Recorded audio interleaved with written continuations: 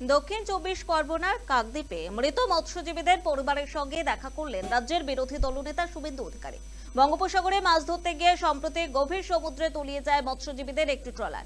এই ঘটনায় 8 জন মৎস্যজীবীর মৃত্যু হয়েছে।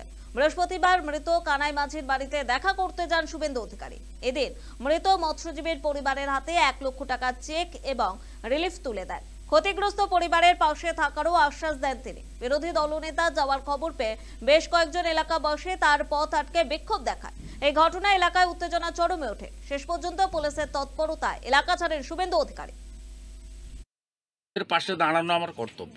হ্যাঁ, সেটাই তো বাস্তব। এই জন্য আপনার কাছে মগরাহাটে যখন পঞ্চায়েতে সিপিএম আইএসএফ এর ঘর লুটপাট হয়েছিল, সেখানেও এসে আমি ত্রাণ করি।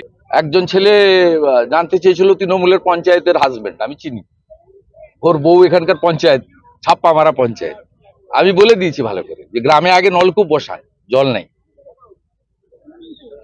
গ্রাম পঞ্চায়েত আপনার, পঞ্চায়েত সমিতি আপনার, জেলা পরিষদ আপনার, বিধানসভা আপনার, লোকসভা আপনার, সব আপনার। আপনারা কি কাণ্ড করেছেন? লোকে তোলা টাকা থেকে 3 লক্ষ টাকা দিয়ে গেছেন। সরকার কি করেছে এখন অব্দি? 50 লক্ষ টাকা চেক দেওয়া উচিত বাড়ি প্রতি, তো সরকারের টাকা। প্রথম দিন থেকে ভারতীয় জনতা পার্টির এখানকার কর্মীরা সঙ্গে থেকেছে, দাহ করিয়েছে, পরিবারের পাশে থেকেছে। এবং আমি রাজ্যের বিরোধী দল নেতা, রাজনীতি করি না কোথাও। আমরা আমাদের দলের পক্ষ থেকে আজকে প্রত্যেকটা পরিবারকে 1 লক্ষ করে টাকা এবং কিছু, সামনে পুজো আছে, কিছু গার্মেন্টস বা কিছু রিলিফ মেটেরিয়াল দিয়ে গেলাম।